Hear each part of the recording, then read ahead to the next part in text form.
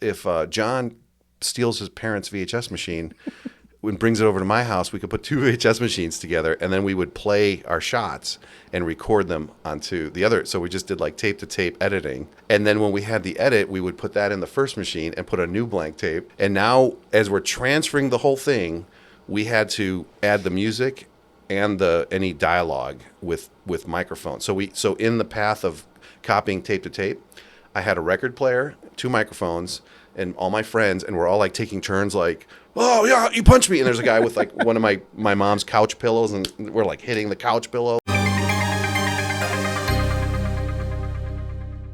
Hey everyone, my name's Angel, and this is the Film Goals Podcast. And I'm here with the one, the only, Athanasios, aka Thanos, and that's his real name. Dude, that's so cool that you pronounce my first name. Nobody pronounces my first name. I can't say your last name though. That's all right. Panagia Taros. There you go. So Thanos is what I like to call like a jack of all trades, a one-man band. He does everything from cinematography to directing, photography, of course, sound, recordist. I do a little bit. Jack of all trades. Jack of all trades. Yeah. So what got you started in like filmmaking and video production? So first of all, I'm going to take a second to say thank you nobody knows my first name, Athanasios, and I have to explain it now. Thanks to Marvel and Disney for destroying Thanos. Like now it's like, oh, Thanos, that's not your real name. What's your real name? Like, oh God, not this again. But it comes from Athanasios, it's a pretty big Mesopotamian name or something. Yeah. So thanks for doing the research. Sure, man. Yeah. The very first thing that got me into anything creative was my sister got a little piano when she was for her birthday, and she never played it. And I touched it 3 times. I'm like, oh my God, this is so much fun. And I love music, so I was playing music. But then when I was 12, my dad could not take a photo to save his life. So like we have all these family photos with like heads cut off and like the exposure's all bad. And I don't know what got into me. I really, there was something about having a little mechanism to capture a moment in time, and then you have a picture that'll last 100 years, you know? And so I snuck into my parents' room and I stole his Minolta XD11 camera. That was my first camera I ever got. And it came with a manual that said, it wasn't a regular manual, it was like a thick manual. And it's like, this is exposure, this is your shutter speed, this is what aperture does. And when you're 12, at least when I was 12, I soaked up anything I read. So I read it, I'm like, oh, okay, that's photography, this is so cool. And I ran out and I just started shooting photos, and I loved it. I loved photography. That's how I got started. Do you remember what your first shots were? Yeah, so I had like really good best friends, like that. Like Stranger Things, the kids in Stranger Things. I mean, they're not kidding. I mean, that's the Midwest kids growing up. I had like the group of friends, and when I got the camera, they're like, "Oh, what can you do?" It's like you could freeze time. You can do a high shutter speed, and we can freeze things. So we're trying to figure out like, you know, throwing fruits in the air or smashing fruits and like shooting at like a high shutter speed and capturing freezing something. I had my friend, we'd go to the park and there'd be a water fountain. I'm like, no, fill up that thing with water and just throw the water in the air. And it was just so much fun as a kid to see what you could do with a photography camera, all the little special effects that we did. That's cool. And that's what got me hooked on the visual arts. That's awesome. And then what got you started in film? So I think this is probably true with like every filmmaker. You watch a movie when you're a kid and you're like, how do I be a part of this? This is amazing. And of course, for me, it was the first Star Wars, which I did not go to I don't think I went to the theater because I was too young and my parents never took me to the movies I wanted to see. Actually, they never went to the theater, which is kind of awkward. It's kind of weird. So I don't remember when I saw Star Wars, but when I did see it, I remember going like, this is amazing. Like I want to be a part of making science fiction fantasy. And like the Back to the Futures blew my mind back then. The Sword and the Sorcerer. Okay, yeah. Like left a mark on me, even though I don't remember the film. And the writer, I don't know if he was the writer director, but the guy who did that, Albert Pune, he was here in Vegas and he was still doing movies or something, and I think he passed away. Oh shit! Okay. Like 4 or 5 years ago, I can't remember. But I'm like, oh my God, that's the guy from Sword in the, like that's what he's known for. Okay. It was a weird, but I love fantasy, science fiction, a sword, the Beastmaster, the Mark Singer who could talk to animals and like I loved all that. Conan the Barbarian.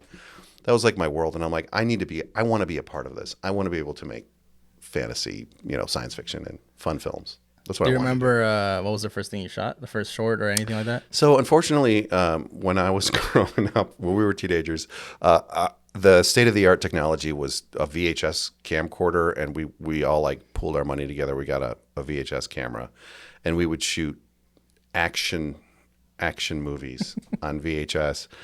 God, they were awful, and I'm so happy that I don't think you can find any of them anywhere. We didn't have the internet, so. But yeah, we wanted to do. You couldn't do science fiction because we couldn't do any real special effects with a VHS camera. So we did like action fight scenes, and those were our first, just beat 'em up, fight 'em ups kind of stuff. Do you remember like putting it together? Yeah. So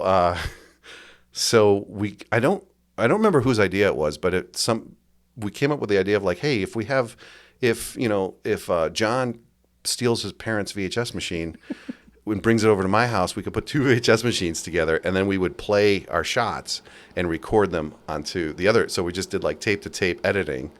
And then when we had the edit, we would put that in the first machine and put a new blank tape.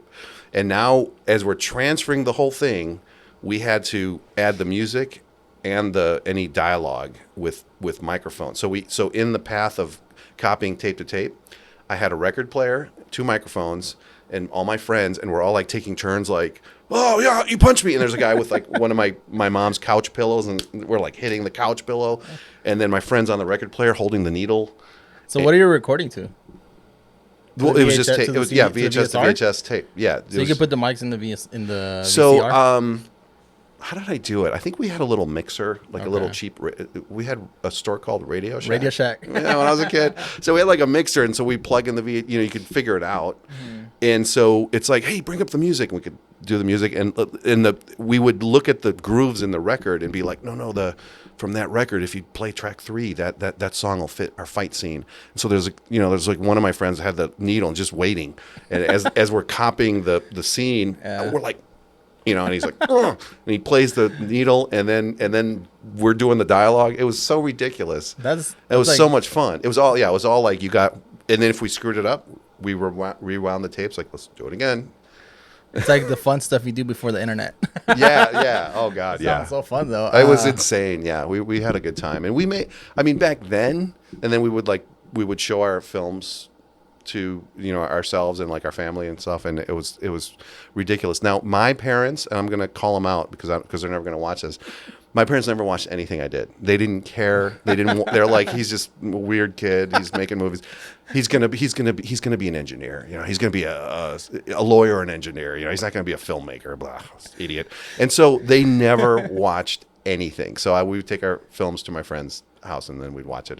That's funny. So yeah, I feel like, well, my parents have seen like the stuff that I've done recently, but they like my mom hates movies or hates going. She hates going to the movies. No, I don't blame her. Hates that it's like you're just sitting on the couch watching a movie. Right. This is like she's like upset about like people watching movies, and she doesn't like going to a dark room. She's like, I don't want to go in a dark room and pay for it. Well, like, she has good excuses. My dad loves movies. He loves. Oh, he didn't watch yours. So let me do an impersonation of my dad watching a 4-minute film that I'm like, Dad, no, I'm really proud of this, and I put the film in. This is my dad, and then 38 seconds he'll go, and he just gets up and walks. He just gets up and walks away. Like, it's just a few minutes. Like, you don't want to watch it.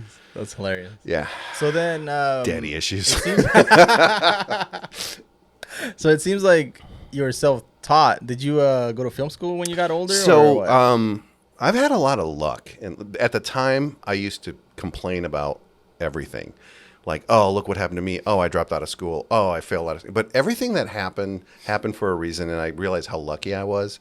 But the short version of the story is I went to film school in Chicago because I walked into the film school, and I'm like, how do I apply? And they're like, do you have a credit card? I'm like, yeah, I got a credit card. All right, you're in. Pay us money. And so I did like 1.5 years or 2 years of film school, but I got a job as a production assistant in a big commercial company in Chicago.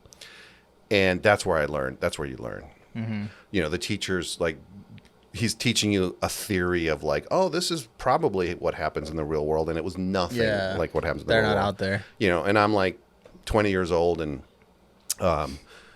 I was supposed to assist on a Nike shoe commercial, and everything was done with like, I mean, we didn't have the tools that we had today, so there was like lots of stands holding like little flashlights and just little lights everywhere just to get everything right. And I had watched the lighting director so many times that he didn't show up for a Nike shoe shoot. Wow. And my boss was like, dude, look, you're going to be the lighting guy. Just don't say anything. And so I was the lighting director. Like they were like, oh, you're kind of young, huh? You learned a lot. I'm like, yeah, I'm advanced for my skills and my age. I can do this. Don't you worry. And I did. I did an amazing lighting job on these shoes for this advertisement. And were they Jordans? Probably. It was so long ago. But I remember my boss. No extra. I still got my PA rate. You know, I still got like whatever I was making. Like I just lit a Nike commercial, and he didn't give me any extra money. Wow. He was like, yeah, thanks. You saved the day. You saved the day. Like fuck you. Yeah, fuck you. Yeah. So then I got out of that. But no, so I ended up I just dropped out of film school, and I'm like, well, if I can work, I'm just going to work. Yeah. Because I liked working way more than going to school. Did you start? So that's when you start. Did you start like hustling to get freelancing, or did you try to find a company? Freelancing was again another accident. I always worked for the man. Always like I needed a boss, and I think I'm lucky because 90% of my bosses were jerks. They were just jerks. They're like, this guy's naive. He's good. He's creative. He's hungry. I'm going to use him. I'm going to take advantage of him. You know, dude, it was like, and I get it. It's like, you know, how can a guy who's running his own production company make money? He takes young creatives and like pays you nothing and makes a ton of money off of you. But what had happened is I finally had enough.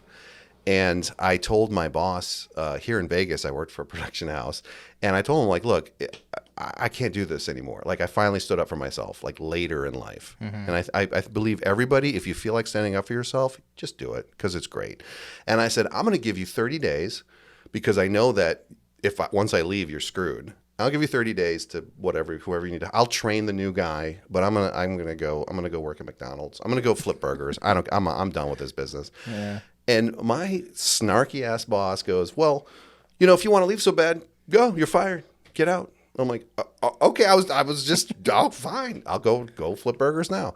And so everybody else that also left the company went freelance, and they were doing great. So I started getting calls from them. I had this one guy who said, oh, I heard you got fired. I'm like, no. I walked out. You know, I didn't get fired. And he goes, well, we got Sam Boyd Stadium. We got the whole sports league. We need cameramen for the sports league. There was a guy who had his own nationwide show. He needed editors. So I was editing. I was shooting, sports games. I was supercross, motocross. And I'm like, wow, there's a lot of money in just being your own boss in Vegas. And then my boss waited for 30 days. Sorry for this long story. I'll just wrap it up right here because it's great. He waited for me to be like suffering and gave me a call and said, hey, you know, if you want to come back, you can come back and work. I'm like, dude, I'm booked. I'm booked for like the next year. I'm killing. No, if you need me, here's my rates. That's the best. Yeah, it was so awesome. And once I did that, I found out I'm the best boss I've ever had in my life. How long have you been freelancing? 2004 is when this happened. Nice. So like a minute. So and then how did you start finding? I know you said like people started hitting you up. How did you start finding clients? Like how did you keep it consistent? Vegas is it's still a small town. So, you know, if you have a camera that no one else has and somebody comes to Vegas and they're like, well, this is what we need. They're like, call this guy, call that guy. You know, I think a lot of California has come into Vegas. So it's changing a bit. Watered down the market, which kind of sucks. But like, a long time ago, Bruno Mars did a music video, and they were shooting on Betacam because they wanted his music video to look was that the 90s video they did? Is that the one where he wanted to look like Soul Train Awards or whatever? It looked like In Living Color. Is that Remember what it was? Show? Yeah. Yeah. It was crazy. Whatever that, I forgot the name of the music video, but all I got was someone said, oh, you need a Betacam? There's only one guy in town that hoards all the camera gear. You? Yeah, call Thanos. And I get a call from like this producer, and she's like, look, we need a third Betacam. We don't know where to get one in town. I'm like, I got one. I'll rent it to you. Give me $500. And she goes, $500 for a 20-year-old video camera. I'm like, you can call the other guy who's got a working beta cam from like the 90s, you know. So they rented my camera, but that's how you get. That's how I was kind of known for, like, well, Thanos can do sound, Thanos can do this, Thanos has this gear, you know, and it's word of mouth in Vegas. No, yeah. Till this day, actually, I still get a lot of work because somebody knows me and somebody knows somebody. And how do you get to having those contacts? Like, because I do see posts like online, like Facebook and all that. They're the worst. Is that trash? Don't do it. Just trash. Yeah. Is there websites that people can go to? I think there's like, so what I've discovered is, you know, whoever the people are that are already working, the UFC, the people that are already working, the conventions, the people that are doing good for themselves, those should be your friends, and they're my friends. So like, if I get a job and there's a local cinematographer in town and he's great, I love the guy. And so if I get a call and they're like, no, we need 2 camera guys to do this job, I'm not going to put an ad out. I don't want to work with somebody I don't know. I'm going to call the cinematographer and be like, dude, I trust you. I know you. I got this much money. Will you come help me? And then that's how it works. Mm-hmm. I think since the beginning of business in the world, it's who you know, unfortunately. Yeah. So what people are doing is they're starting these crewing companies and they're starting these businesses, and they don't do anything. They just pick up the phone and they do marketing, and then they still call somebody like me or somebody else and be like, hey, I got this job. I need to, you know. But what I do, and what I hope everybody does, is as long as you set the rates that are fair for everyone, and just stick to them. Because I've had jobs where people call me and they're trying to, like, you know, dip their fingers in the pie, and I'm like, well, this is what would be the lowest rate for anybody in Vegas, and they would say like, oh, we'll just get someone else, like we'll get somebody lower. Go ahead. And I've had clients call me and say, okay, all right, we're sorry, like we you know, because they spend $50,000 for one video shoot and they're trying to save $200 on an audio guy or a camera guy. That's crazy. You know, and then they get what they, you know, they're squeezing the budget, and then guess what? The shoot got screwed up or the footage got lost, you know? So that's why it's like, if you're good, charge what you're worth and stick to your guns, and then clients that respect you will come back to you. So someone that doesn't know the people that you know, how do they get there? Is there networking events? Is there something like they can start doing? I feel like the mixers, there's a lot of mixers in Vegas. And, you know, there's a lot of talkers, I guess I would call them. I don't know. You know, I used to do red carpet events like crazy for Inside Edition and Extra, and there's always like the production assistant that's like getting coffee, and they'd be like, oh, I'm just doing this. Try to find those PA jobs. You know, and but they're telling me like, no, I produce a national whatever reality show. It's like, dude, okay, well, but you got my Starbucks order wrong, so could you go back and get me the one with the cream and sugar? You know, there's all these talkers, but if you'll meet somebody and you'll know. They don't tell you how many YouTube subscribers they have. They don't tell you what kind of social media they have. You could just tell that they work a lot and they do a lot, and they don't talk much. You could just tell, like, oh, this person, you know. And I think he mentioned something and someone else mentioned something. He did the Billboard Awards or something. And so make friends with them. Start talking to people. Yeah, like I think I'm a pretty nice guy, and if somebody's a good person and I can trust on a 10-hour day with a client, yeah, of course I'll consider, you know, hiring them or using them. Yeah, Thanos has hit me up a couple times. We did I was a PA for a couple of the shoots. Did I hire you for something? I remember it was some alien shit. I remember a convention or something. We did that, and then so I've done that a couple of times. All right, so now let's talk about like filmmaking, like narrative filmmaking. There's like this weird catch-22. So I never had the tools I wanted to make short films and do the stuff I want. You know, we're shooting on VHS cameras and stuff. Well, I kind of worked so much that I got burnt out, but I collected all the gear I need to make short films, and I could probably even pull off a feature if I had the right budget. But what happens is, it's like I got to the point where I don't want to do a creative short, whatever.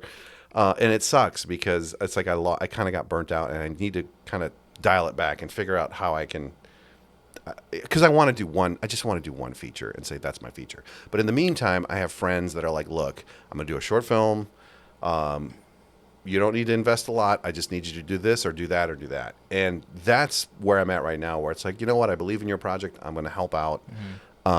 And my buddy wanted to do a fan film, but for like a 80s movie that no one's ever heard of, Escape from New York. He loved that whole Kurt Russell. Oh, look at you. Yeah. Awesome. Yeah, I tell that story and people are like, what? Escape from New York? What? Who's Kurt Russell? Was that also Escape from LA. Is that Is that a basketball player? Is that Star-Lord's dad from Guardians of the Galaxy? Forgot about that. Yeah, but anyway, so we did a Kurt Russell fan film. He wrote it, directed it, started it, did the sound, did everything, and all I had to do was the cinematography. And I was really proud of it, but that was only an 18-minute short, and I was done. I'm like, this is because it was, hey, we're going to get people to help you. And there was like one person that showed up a couple days, or maybe another day there was like another person. But there were a lot of days where it's like, I'm the crew, the camera guy, the lighting guy, and I'm lugging all this stuff around, and it's like, I can't do this anymore. It's exhausting. It sucked because there's a lot of mistakes, and there's a lot of things in the film where you're like, why'd they do that? It's like, because it's me. It's old guy with a broken back who's overweight is like trying to shoot this film.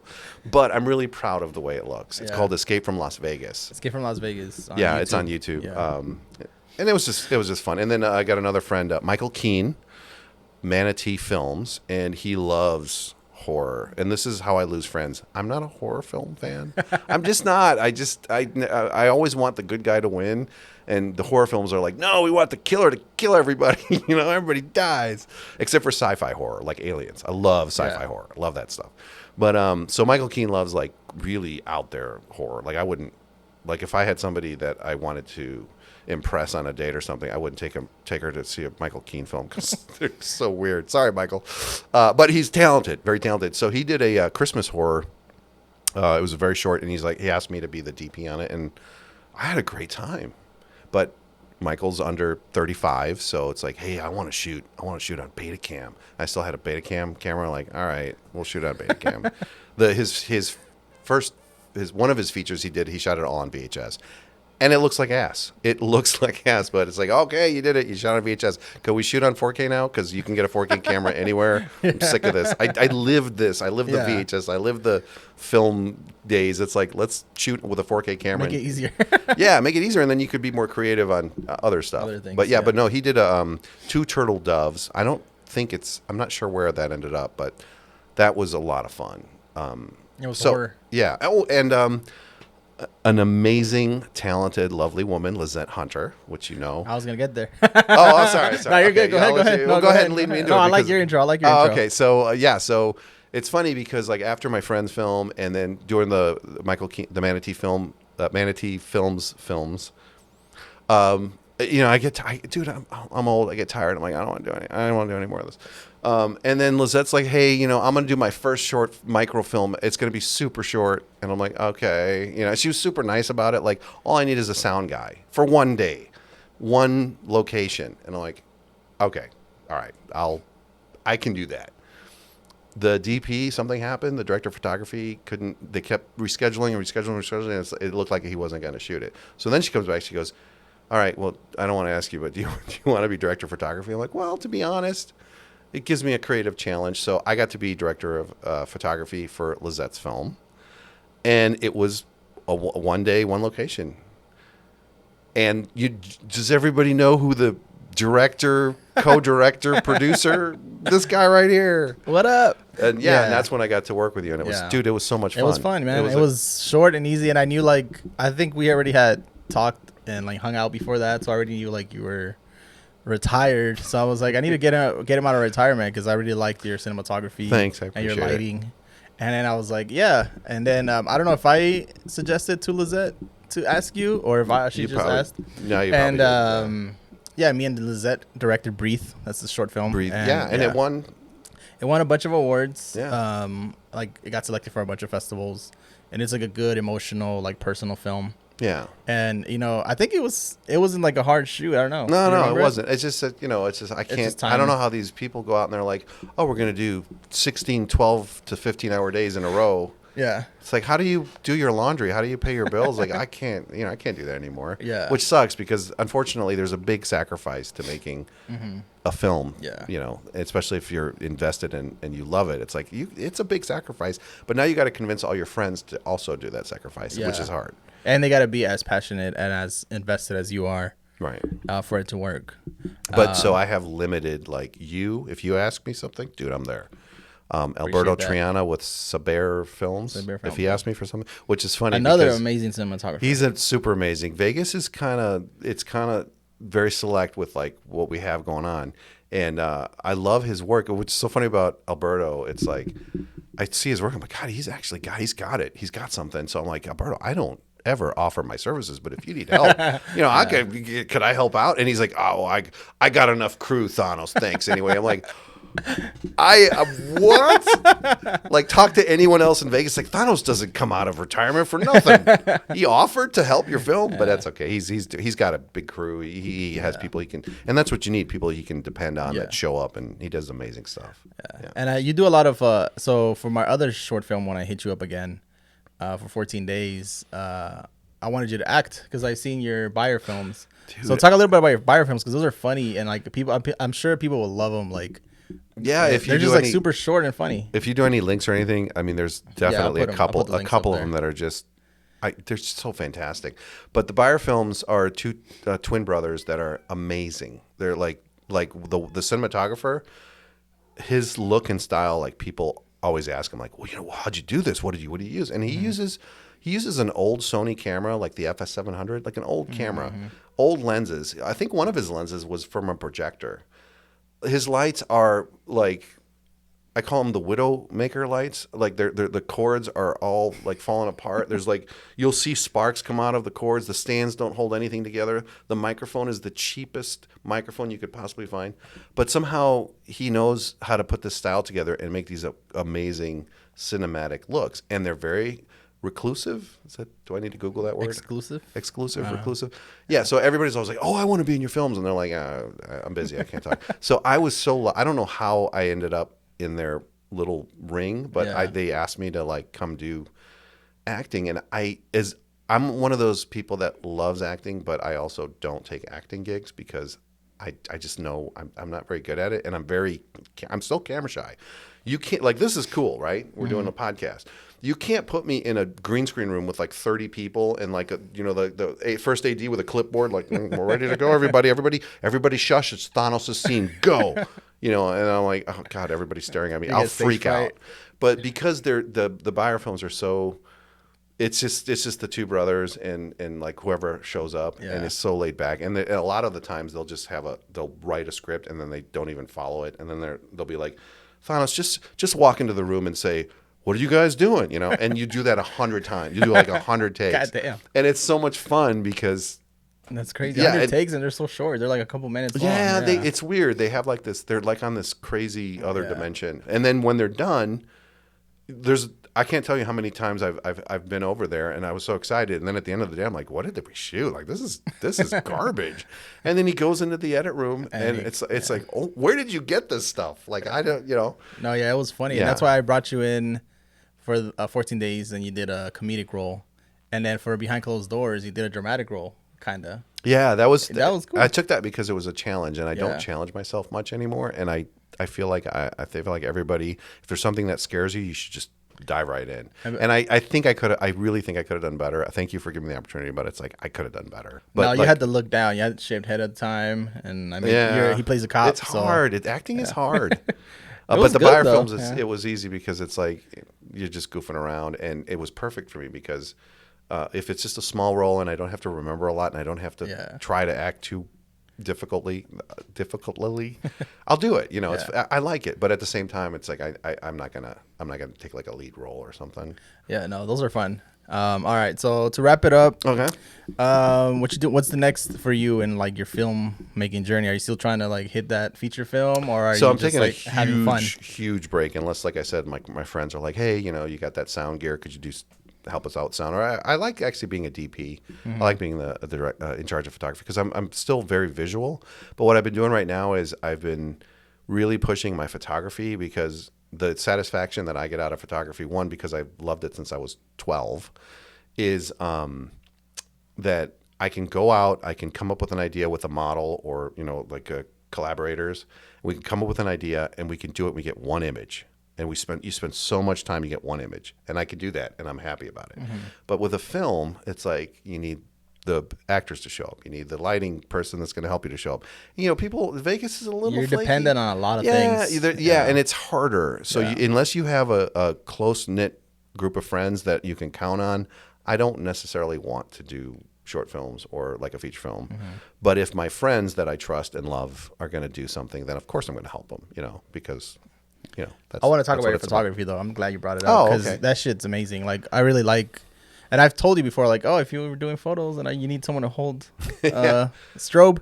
Anyway, but yeah, talk about like your style. Like, what do you like to shoot and like, what do you like to do now that you're just kind of like being creative? Yeah, so I've fallen into, because that was my first true passion. I've fallen back into photography because, like I said, it's you can spend a lot of time and effort to just make one image, and then I'm proud of that one image or 3 or 4 images, as opposed to like trying to make a film or like a whole thing. But I've been pushing it. You know, I said I was a jack of all trades, and when I've been pushing photography consistently, I see it. I'm like, I think I'm getting better. Like, I think I'm getting better at this, and I'm really into portraiture because I don't know. I love people and their expressions. Like, I don't think we realize how often in like a millisecond you have a look. So like a model might give. It's so funny. Like the models that I've shot, most of the models that I work with are just super nice, great gals, funny, quirky. And if you look at my footage that I don't post on Instagram, they're like, oh, you know, they're like, ooh, it's ridiculous. And then I'm like, all right, I'm ready. You know, I got the lighting. Let's go. And then they just go, like it's like this. It's like this. Yeah. Oh my God! You just put like 3,000% confidence, and I don't know what look that was, but it terrifies me, and it's also beautiful. And there's so many expressions you can get from a 500th of a second still frame of a person, and that's what fascinates me. So like when I work with models and you know we shoot a bunch, it's funny because like their personality doesn't always match their final look, but I love that. Yeah, and you make them look badass. I try. Yeah. Do you? This is an amateur question. Do you shoot like you say you do all this like lighting and everything for one frame? Are you shooting one at a time, or are you doing the? No, the first. I don't know how to explain that. The first time I did Fast shutter. the fast shutter was because I tried underwater photography for the first time, and I forgot to bring goggles or a mask, so I can't even see the camera. So I'm like, I don't know, just jump under the water, and then when I feel like you're at the right spot, it's the first time I did that. But no, for me with my Nikon setup, I'm so in tune with it that I literally can take a picture and go, I know you blinked. I know you blinked. Like I know when the split second of a blink is. Oh wow. So what I try to do is when we're in the zone is to just click. I don't like the sports photography. I don't do it. Yeah. Because then you end up with like 3,000 photos, and it's like, all right, go spend a week sifting through all those. I like trying to capture at least within 4 or 5 frames, and then working with the model, going like, all right, I think we got it. Let's move on to some other ideas. That's dope, man. Yeah, no, it's fun. Well, thank you for being here, man. Dude, I learned a thanks lot. for having me. It was fun. If you guys want to check out Thanos' work, which is amazing, I'll put your Instagram and all that stuff Yeah, down. check me out. Follow me. I'll follow you back. Yep. All right. Thank you, guys. See you next time.